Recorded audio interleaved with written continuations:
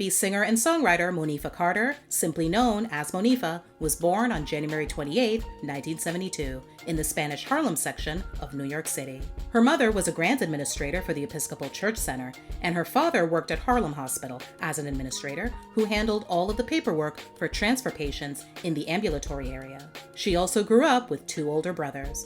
In an interview with Sister to Sister magazine, Monifah said, "I didn't grow up in a middle-class home or family. The only difference was mentally and culturally, my mom wanted more for me. We did a lot of cultural things together. So I knew there was a whole world out there besides the four corners of my block. I saw a lot more than the kids that I grew up around, but I was also right there, so I had the best of both worlds." She fell in love with music around the age of 3, and not long after, at age 7 to be exact, could call herself a professional when she started getting paid for her talent. Her parents separated when Monifah was 9, yet she remained close to her father until he died of a heroin overdose shortly before her 10th birthday. Her many musical influences growing up include Earth, Wind & Fire, Chaka Khan, Luther Vandross, Dionne Warwick, and Tina Marie. In her teens, Monifah honed her artistic skills while attending the LaGuardia High School of Music and Art and Performing Arts, the same school that inspired the popular TV show Fame. You've got big dreams. You want fame. Well, fame costs. And right here is where you start paying in sweat. She also discovered a new passion, boys. One boy in particular, named Nelson Lopez, caught her eye and became her boyfriend at the age of 17. She also moved out of the family home at that age and in with Nelson. While Monifah believed she was grown enough to be on her own and handle living an adult life, she could never have been prepared for what happened next. A friend of a friend pulled a weapon on her and forced himself on her. Monifah told Iyanla in 2018 on her show Fix My Life that she didn't tell anyone about the incident, not even her mother, and just buried her feelings about it. She and her boyfriend lasted 2 years and would become parents to a daughter named Akemi when Monifah was 19. Monifah's dreams of stardom never wavered even after becoming a mother at such a young age. So she took service jobs to pay the bills, as well as all the singing gigs around the city that she could find, while her mother became the primary caregiver for her daughter. Also by this time, Monifah had discovered something else about herself. She was attracted to women. Soon, she landed a job as a touring backup singer for British reggae artist Maxi Priest, and then became part of a singing quintet called DSOB, short for Different Shades of Brown. Fun fact, the group also included future TV personality Marie Free Wright.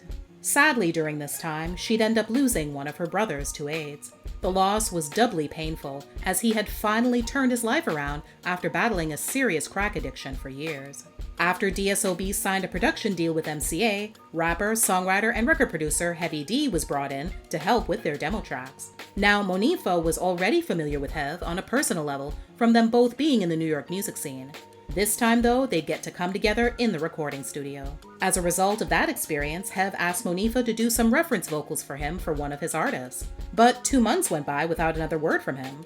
Monifah decided to reach out to find out what happened. He apologized for not following up and asked her to come into the studio the next day, which just happened to be December 24th. She showed up and laid down vocals so good that he told her he wanted her to come back the next day again, Christmas Day, to begin recording her own album.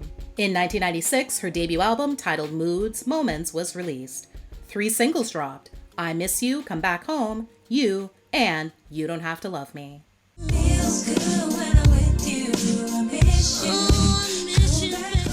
The first 2 captured positions in the top 20 on the R&B chart, and You became her first top 40 hit on the Billboard Hot 100. Fun fact, Heavy was the one responsible for making over Monifah's look for her introduction onto the music scene. He was the one to add the H to her name, have her cut her hair, and dress in a more classy manner. However, when it came time for her to begin work on her follow-up, her relationship with her mentor took a nosedive. While Monifah wanted to continue working with Hev, she also wanted to bring in other producers. Hev didn't like that idea at all, so as a result, he decided to bow out of the project altogether. Monifah's second album, Mahogany, dropped in the summer of 1998. It features her first top 10 R&B and top 10 pop smash, Touch It.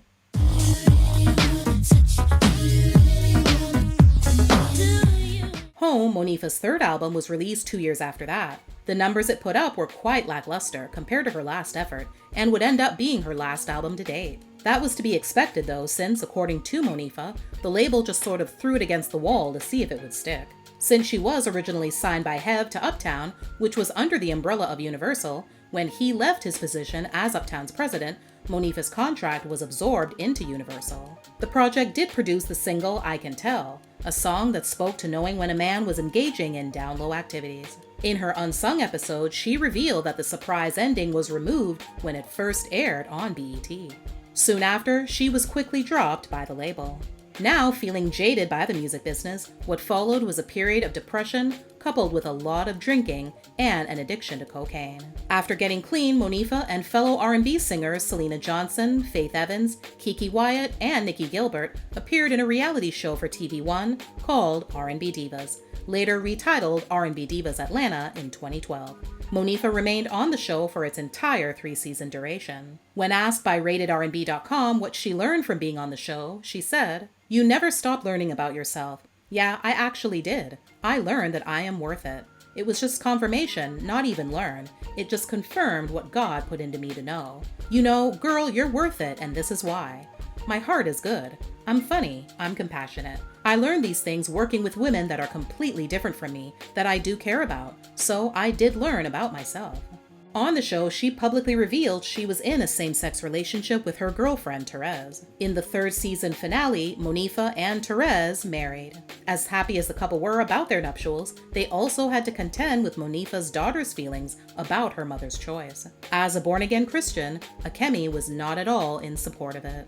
Monifa finally went back to the studio in 2014 to record and release the track The Other Side, her first single in nearly a decade and a half. She followed that up with One Moment in 2015. In 2018, Monifa and her daughter went on Eon Let's Fix My Life to work on repairing their relationship. Akemi revealed that she never felt her mother was ever there for her growing up. Monifa admitted that she wasn't present and didn't make her daughter a priority. Big Top Entertainment LLC released their newest compilation in the Already On music series called Already On the R&B Remix in September 2023. The compilation features new music from some of the biggest and most influential platinum and gold-selling R&B artists and groups from the 90s, including Shy, High Five, Allure, and, of course, Monifa.